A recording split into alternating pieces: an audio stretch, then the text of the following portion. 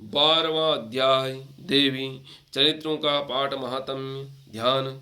श्री अंगों की प्रभा चमक सिंह कंधे पर बैठी भयंकर हैं, हाथ खड्ग ढाल लिए अनेक कन्याएं सेवा में खड़ी हैं। चक्र गदा ढाल बाण धनुष पास तर्जनी मुद्रा धारण है, माथे चंद्र मुकुट है, त्रिनेत्रों वाली दुर्गा देवी का ध्यान है। देवी ने कहा, एकाग्र चित्र होकर स्तुतियों से मेरा ध्यान करे, उसकी सारी दुख बाधा मैं निसंदेह दूर करूंगी। मधुकैटभ का नाश, महिषासुर का वध, शुंभ निशुंभ का संहार जो प्रसंग का पाठ करे। अष्टमी चतुर्दशी और नवमी को एकाग्र चित्र होकर भक्ति पूर्वक मेरा महात्म्य मन से श्रवण करे।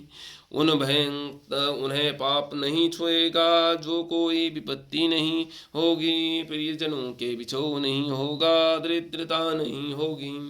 उन्हें शत्रु से, लुटेरे से, राजा से, शस्त्र से, अग्नि से, जल से कभी भय नहीं होगा। इसलिए सारे जग को एकाग्रचित होकर पढ़ना, कल्याणमयी महात्म्य को भक्ति पूर्वक सुनना।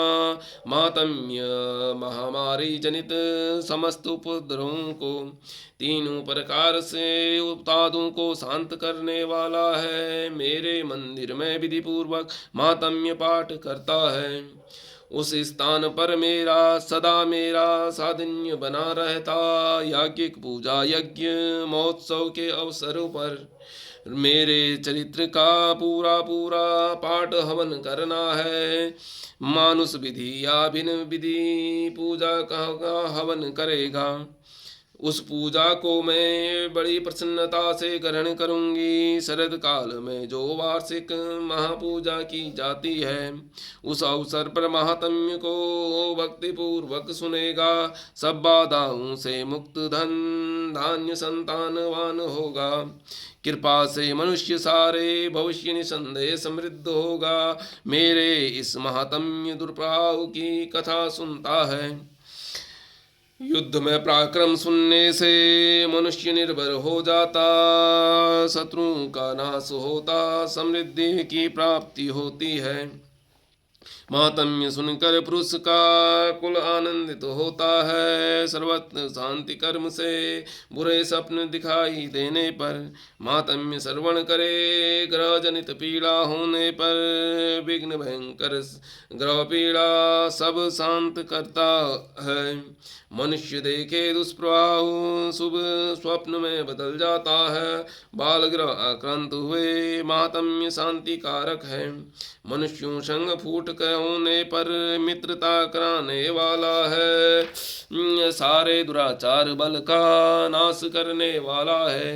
पाठ मात्र से राक्षस भूत पिशाच नाश हो जाता है। मेरा महात्म्य मेरे समीप प्राप्ति करता है।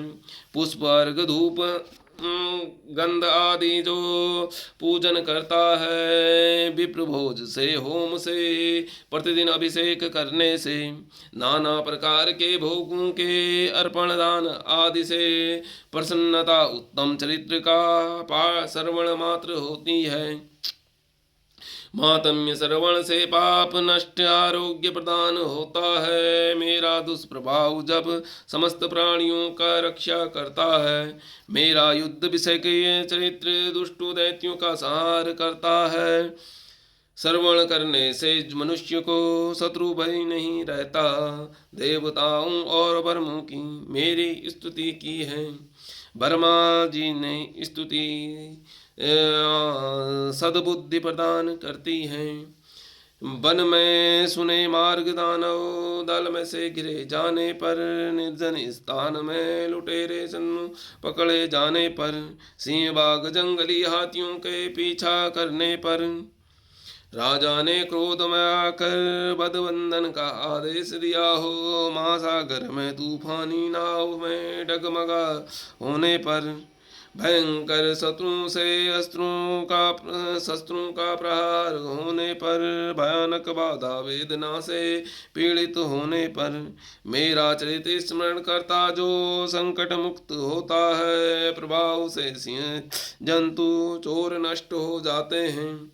मेरे चरित स्मरण करने वाले पुरुषों को से दूर भागते हैं। ऋषि कहते हैं, ऐसा कहकर प्रचंड पराक्रमी वाली भगवती चंडिका सब देवताओं को देखते देखते अंतर ध्यान हो गई।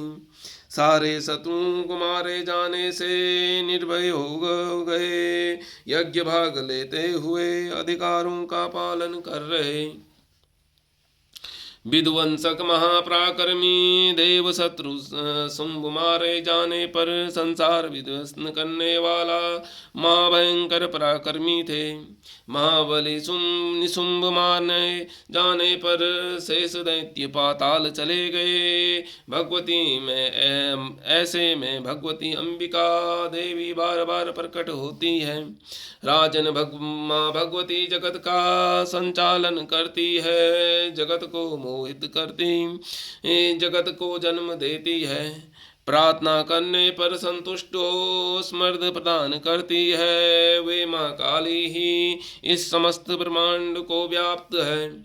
महाप्रलय में महामारी रूप धारण करने वाली है।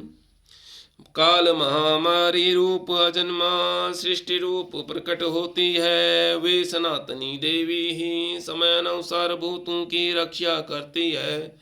मनुष्यों के अभय अद्भुत में लक्ष्मी रूप स्थित रहती, अभाव के समय दारिद्र्यता विनाश का ना कारण होती है।